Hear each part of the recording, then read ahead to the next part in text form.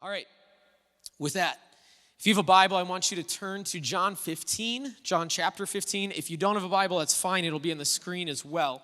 I'm excited to be together on the first Sunday in 2024.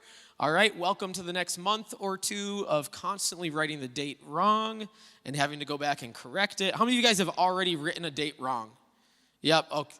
Some of you are lying, all right? There's a lot more of you, I know that. You're just like, no, I haven't had to even write the date yet. Okay. So, we're going to write it wrong, all those different things. Then you have that week that's in between Christmas and New Year's, that if you're like me, it just feels like a complete haze the whole time. You're like, I don't know what day of the week it is. I've eaten way too many Christmas cookies, and I slept in too long. All those different things that are going on.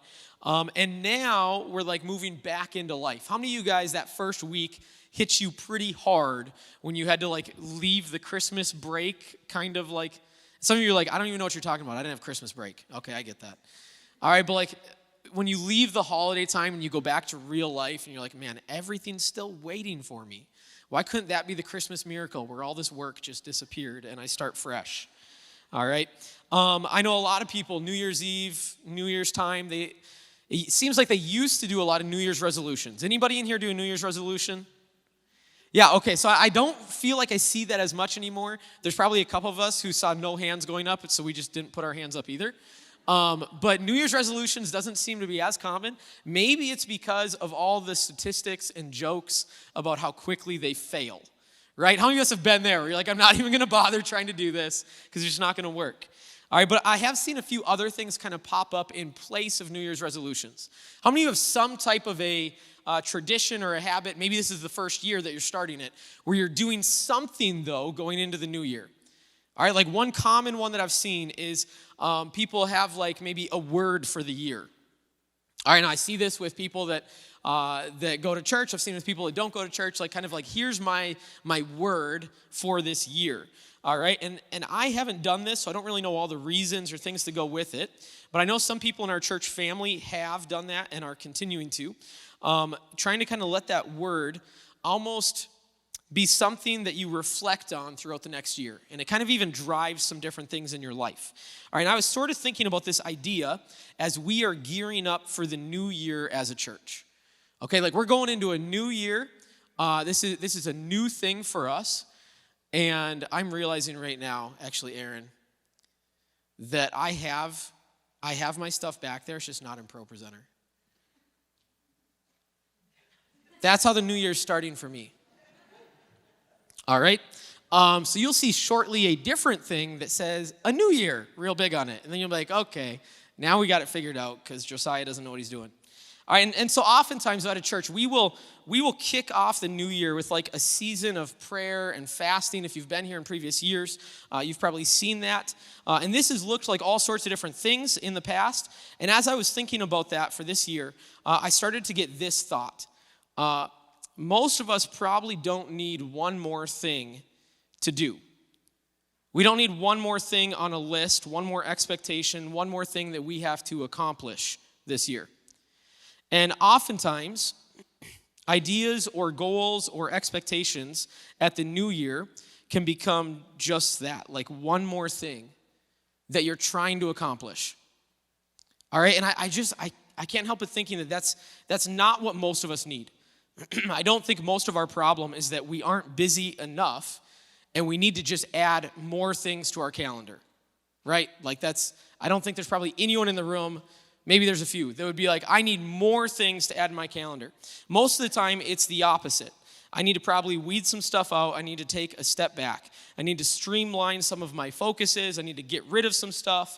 But even that, even the attempt to streamline and remove things becomes one more thing that you have to do.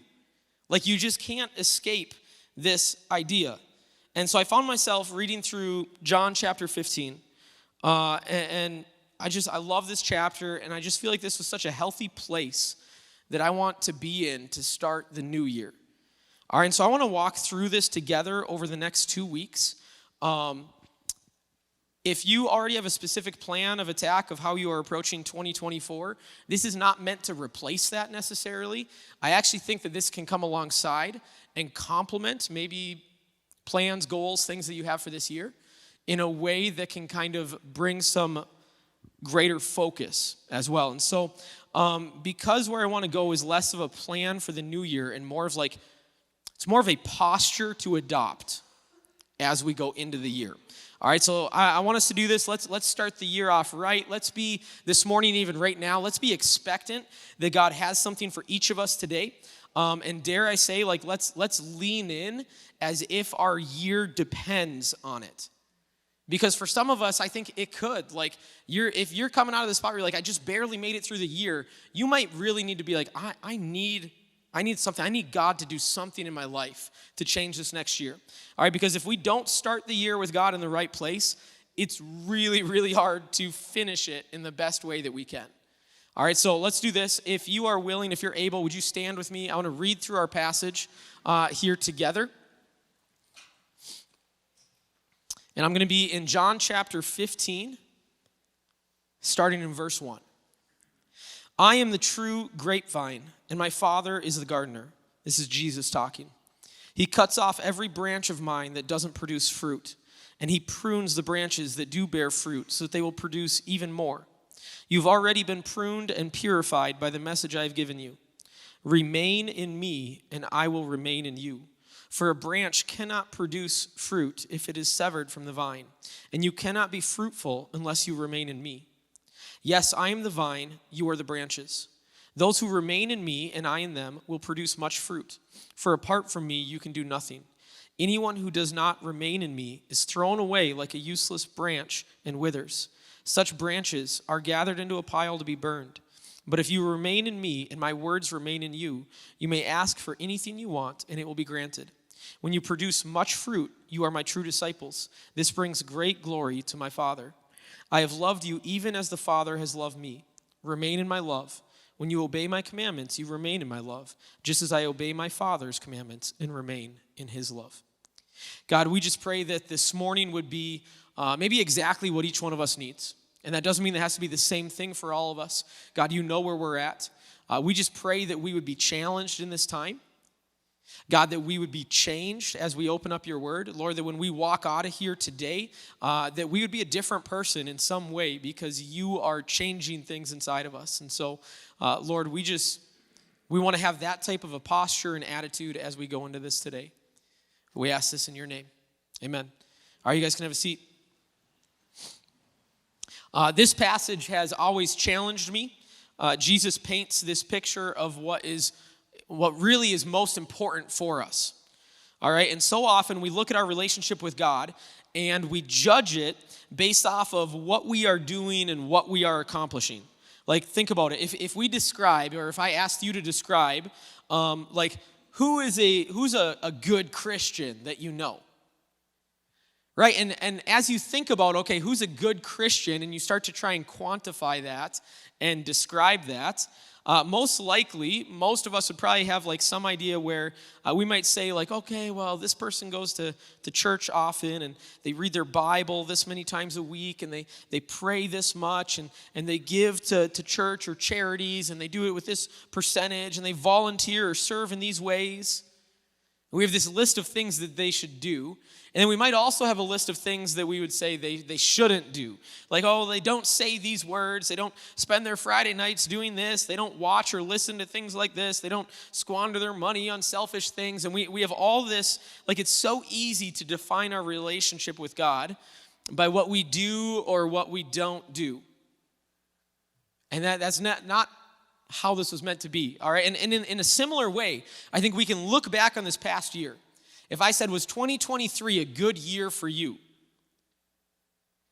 It would be easy to judge the year based on what you maybe accomplished, or what you gained, or what you were able to purchase, or what you did, or what didn't happen. And then say, yes, this was a good year, or no, it wasn't a good year. And this passage that we read this morning, like this always helps me reset some of those tendencies that I have. Because I think it's natural to kind of have that type of an idea. We like to measure things and base it off of all these different things. It's not necessarily healthy. And so this passage helps me reset so much of that. All right, now there's a big part of this passage that talks about bearing fruit, and that probably sounds a lot like doing things. And we're going to talk about that next week. That's part of it. All right, and I was praying. I was even talking to Aaron this week and saying, okay, I have all these things I want to talk about. Is this 1 week? Do we just do this in 1 week, or is this 2 weeks? And as I start getting into this, I didn't want to have to rush through anything. And so this really is like one message that's going to be broken into 2 weeks. And so I'd encourage you to, as we finish this today, even just to make it a priority to even try and be back next week, or catch that if you end up missing next week. But I felt like there's just so much to this idea. And today, instead of going into the idea of fruit and like all of that, I want to just strip this back to like the most basic idea that we see. Just kind of the heart and the core of this passage. Because there's something in this that comes prior to ever being able to produce any fruit. All right? And as we read, you probably noticed a repetitive phrase over and over and over again in John 15 here. And depending on the translation of the Bible you are reading, that phrase might have been different. In the New Living Translation that we were reading, the phrase that we kept seeing was remain in me. Remain in me. And this phrase is in this part about 10 different times, all right, in a span of about 6 verses. So you can right away understand that this is meant to be important. This is something we need to focus on. And so this is where I want to go back to the idea of almost kind of having a word for the year, all right? Like I said before, I haven't done that. Honestly, I'm not really doing that this year either, but I want to dive into this phrase, or really actually into the Greek word that's translated into that phrase, and maybe consider letting this help shape our walk with God this next year. So the word that we see over and over again in this passage, or at least some version or tense of the word, maybe with different suffixes, is the Greek word meno. Okay, the Greek word meno. I always need some way to remember things, so when I read that meno, I had this idea of like a woman standing there being like, men, and like crossing and being like, oh, brother, and like leaving the brother. Okay, and some of the women are like, yep, okay, I'll remember this word. Men, oh. All right, so meno. Sorry, that's stupid, but I have these little things that help me remember things in life, all right? Meno means to remain, to stay, to reside. And as much as I'd love for us to remember and stick with this word, I think it's going to be difficult to have a word of the year be in a different language. That's just going to be a hard thing to do. So I actually want to grab 2 different words that meno has been translated into. And I'm going to specifically pick 2 words that aren't super common. They were not in the translation that we read, because I think when you pick common words, you have preconceived ideas attached to those. You have places your mind goes. So I want to grab some words that I don't think most of us are using in our everyday language, because I think that kind of helps us, it kind of jars us in a specific way that we can see this differently. All right, now, like most words when they're translated, it's really difficult to have just a single word or even a few words that represent everything that one word in another language is trying to say. And so the main ways that translations like the New Living Translation or NIV translate meno is, the main ways they do it is remain, stay, and live. Okay, so you can see all the different places that this is found in Greek in the New Testament and all the ways that they translate it. And you can see there's a lot of them that we're not even seeing what the word is there, because based on the sentence, the NLT, this translation, they kind of change it to make it make sense in that sentence. It's more of what's called a thought-for-thought translation than a word-for-word. All right? But some of the ways it's translated: rest, last forever, eternal, home, lasting, waited, survived, endure, continue, dwell. All right, and then the ESV translation. This is more of a word-for-word translation. All right, that means that they're going to translate it more directly. The sentences might be a little harder to read, but it'll be more accurate in the individual words. They stick with an older word for its main translation, and that is abide. All right, so maybe you've heard the word abide. It's not a word you hear very often. In fact, as I was kind of looking at this, there's like some Google search like things. They said the two main reasons why people look up the word abide is the Bible and the Big Lebowski. Just right there, two things that, of course, our mind's like, those go together. The Bible and the Big Lebowski, because at the very end of the movie, the main character, it's been like this crazy ups and downs, all these different things, and someone's asking basically kind of like, hey, you're still here. And he just responds with, his name's the dude. He's like, the dude abides. The dude abides. Like, doesn't, all these things are going to go like this, but it's just, hey, I'm here. I'm present. And so that's the two main reasons. I found that funny. So the ESV holds to that word, and I love that word. We are going to focus on abide and then one other word. For the other word, I want us to actually go to the King James translation. Now, most of us, the ways they translate things, it can seem like they just take words for King James, and they're like, you take a regular word that I know what it means, and you just add ETH at the end of it, right? And a little bit of that's true. Like remain, and they translate it as like remaineth. Endure, endureth. Dwell, dwelleth. You're like, how's that a word? Abide, abode. And you're like, hey, good job. And they're like, no, we also did abideth. They have both abode and abideth. And you're like, all right, thank you guys. So the King James translation has another word that you really don't hear often as a translation for meno, and that is tarry. So both abide and tarry are part of the ways that the King James translates meno. Not very common words anymore. For at least a few people in the room, this could be your first time hearing them, especially probably the word tarry. Both of these words were at their height of popularity back in like the 1600s. All right, then when you look at the next, like if you look at 50-year gaps, it just kept like stepping down. And then from the 1800s, they have like really dropped. Okay, so both of these two words used to be used a lot, then they just kind of plummeted. And now we got a little bit of like it's coming back. I don't know. All right, and so I want us to revive these words this year. Abide and tarry. And here's what they sort of mean, and then why I think this matters for us, okay? Abide means to bear patiently, endure without yielding, to wait for, to remain stable or in a fixed state, to continue in a single place. I love that. Like when you think about this, our lives are so hectic and frantic and going all over the place all the time. This idea of something just being constant and slowing down and just staying in one place. And some definitions of tarry use abide in them, but I love the nuance that this definition brings. It says to linger in expectation.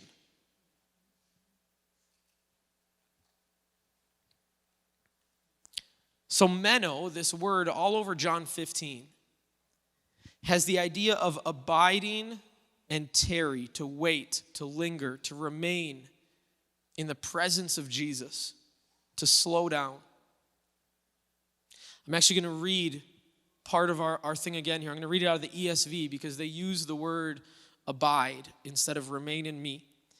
And so I'm just going to read this here. It says, abide in me and I in you. As the branch cannot bear fruit by itself unless it abides in the vine, neither can you unless you abide in me. I am the vine, you are the branches. Whoever abides in me and I in him, he it is that bears much fruit. For apart from me, you can do nothing. If anyone does not abide in me, he is thrown away like a branch and withers. And the branches are gathered, thrown into the fire and burned. If you abide in me and my words abide in you, ask whatever you wish and it will be done for you. By this my Father is glorified, and you bear much fruit and so prove to be my disciples.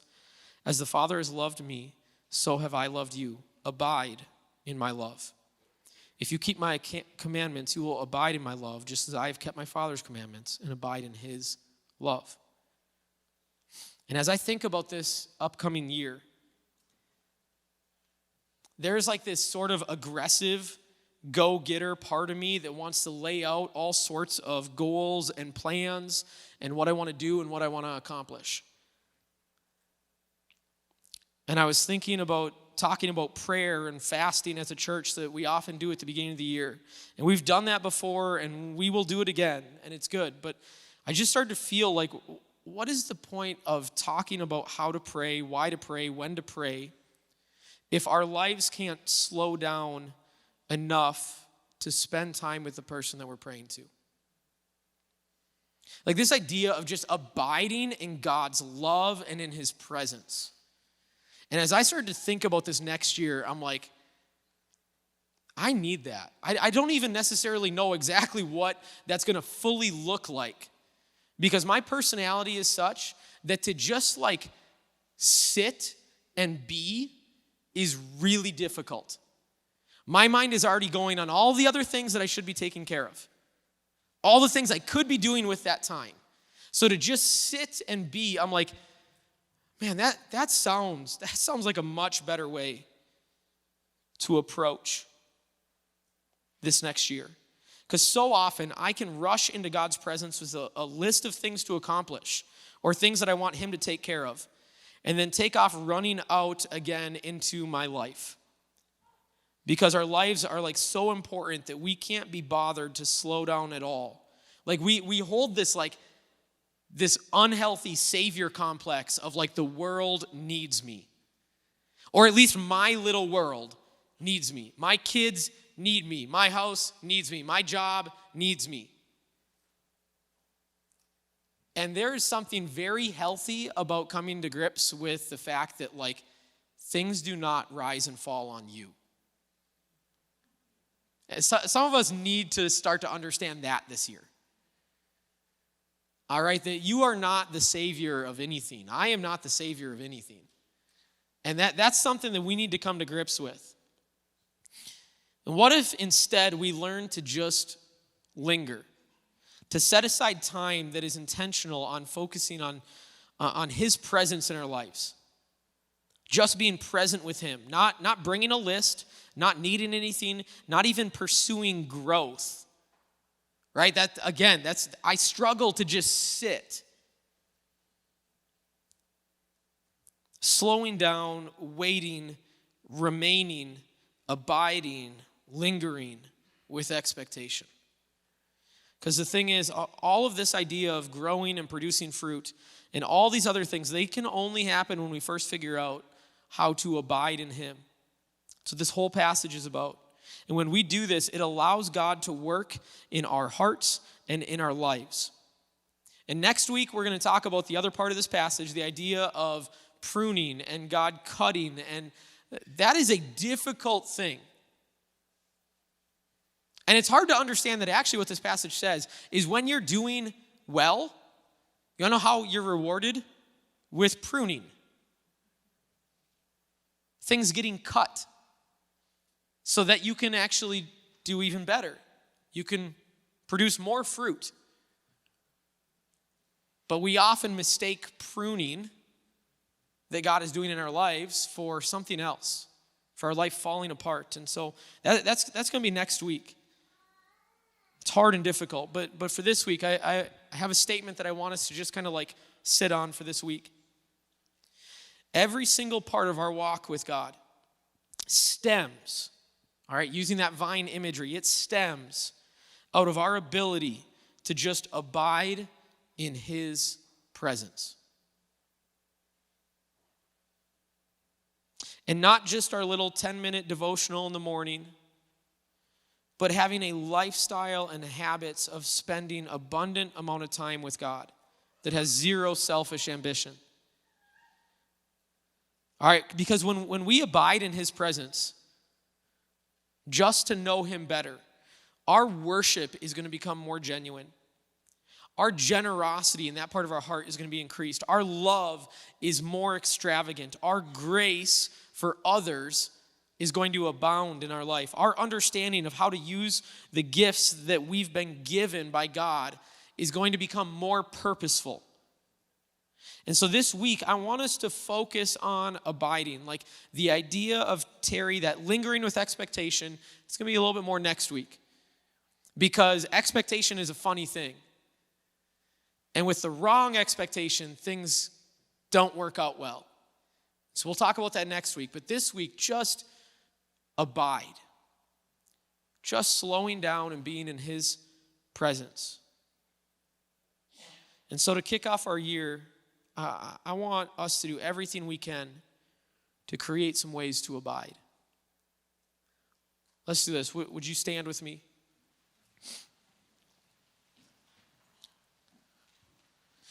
And you may be sitting here being like, you don't get it. I barely have time to breathe. And you're saying I'm supposed to find time to just spend with God. And not just a little bit of time, you're saying a lot of time. What I'm saying here is I think there's a different way, what I said at the beginning, there's a different way to approach our life. Where this doesn't mean that you have to be able to block off a 2-hour window in the afternoon to just sit there and be like, okay, God, I guess I'm just sitting here feeling guilty.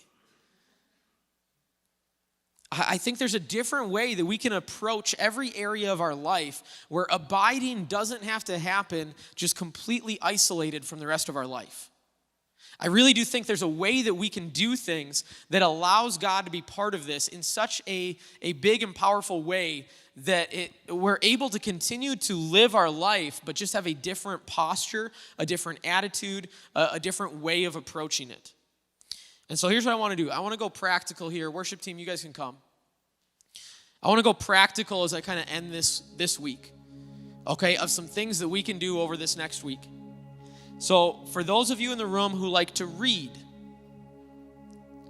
I have a book, and I was going to bring it in with me, and it's sitting in my office, and it's an orange book, and it's called The Ruthless Elimination of Hurry. All right, it's by a guy named John Mark Comer, and it is incredibly challenging. It is brilliant, and the whole approach of this book, it came out in 2019, is like how to stay emotionally healthy and spiritually alive in the chaos of the modern world. So it's called The Ruthless Elimination of Hurry. And I would encourage you, if you're a reader, if you have not read that book, to purchase it and to read that this year. I think it can make a big difference in your life. I've read it before, and I'm going to be starting it again tomorrow. And I'm just going to go through this because I need to revisit so many of those ideas. I need to hit that restart button. And I think for a lot of us, we need to take this opportunity and the natural, yes, cliche momentum of the new year. I'm not saying we're making a New Year's resolution and all that type of things, but there is a natural momentum in our life that comes to a new year that just says, I want to do this differently. You look back on this last year and you're like, maybe that worked, maybe it didn't. Even if it worked, I probably could be doing something better. I could be doing it differently. And so I want us to just kind of take a different approach. We too often focus on the actions. We try to change the actions. That's why a lot of New Year's resolutions will fail. They're based on the actions, not the mindset behind those actions. If you try and change the actions without changing the mindset, you're going to fail. And so I really do think that this abide thing, don't fall into the trap of thinking that this is action. It's not. It's a mindset, it's approach, it's a posture that we have in our life. And maybe as I say that, that's resonating with you, like that this last year did not go well and that you need to try something different. And maybe this is like one of your first times walking through the doors of a church, or a long time, you haven't been to church in a long time, and you're just like, I don't really know about this. All right? And I want to just kind of challenge you. Maybe for you, this is starting even more basic of just saying, what place in your life do you want to have God hold for this next year? And maybe this is a completely new thing for you. And I want to just challenge you. That doesn't mean that you have to this is going to sound bad coming from a pastor. Doesn't mean you have to go all in and just be like, okay, I'm completely, maybe that's where you're at. That's amazing. I think that is a great choice.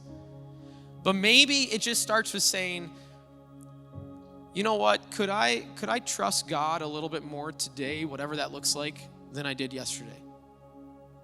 That's a pretty simple step. That could be a small step. And maybe tomorrow, can I trust God a little bit more than what I do today? Maybe, and trust might just look like actually even allowing a little bit of a space to say, I want to see what a year with God would look like. Because maybe I just finished a year and I didn't really feel like I made much of a place for God, and I don't know if I can do that again. And so I want to challenge you with that. I think for a lot of us, though, like, I want to challenge us of how do we begin to have a different attitude, a different posture. And so we're going to do this, another practical thing. You know, like we said, we often start with like a week of prayer, different things like that. And I know this is like almost going against what I said and putting one more thing on a list for you to potentially do. It's not what we are intending with this. But we are going to have just this room open for a 2-hour window every single day this week. And maybe we'll have just kind of some worship music going. Honestly, the church is open whenever. If you ever want to stop in and just spend some time, it's open. I usually have music going louder than it should be, so you have to like come yell at me and be like, can you turn it down? Because I like to sit in my office and still hear that music. But we're going to have music going. We're just going to have this space be a place that is open this week. And again, this isn't just like coming in and spending 2 hours praying. Maybe you're just going to be able to stop in for 10 minutes. And then you got to get going. That's fine. Stop in whenever, as much, as little. But I remember something that really impacted me. I was, 7-8 years ago. I was in Egypt. And we were there, and we went into a few mosques as I was there. And it actually was this really cool experience of like walking into the mosque and looking around. And like you have people that are there, and they're praying. And they're focusing on these different things. But it served as more of like a community center, like a resting place, like an oasis, more than anything. Because as I walked around in this mosque, it was like there's people that are sitting there hanging out with friends and talking. People that were sitting there eating food. People that were in there doing homework. Like I could tell they were college students sitting there doing homework.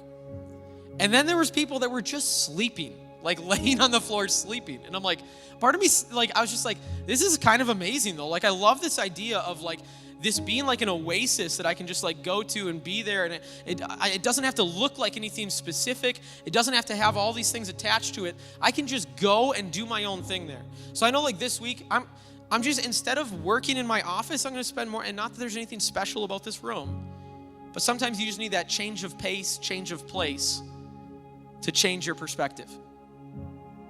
And I'm just going to do more work in this room this week.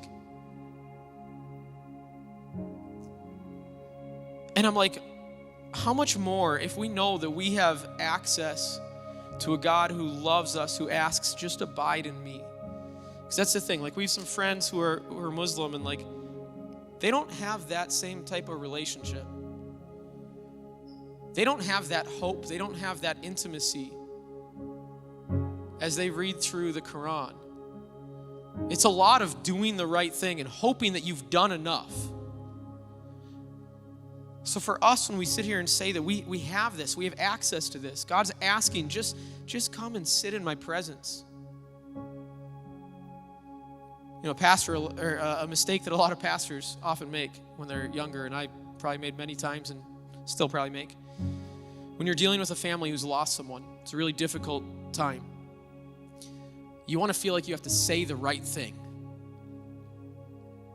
But as you grow in maturity, you realize there's no right thing to say in those moments.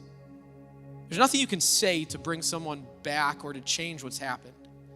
And really what you just need, they probably just want you to be there.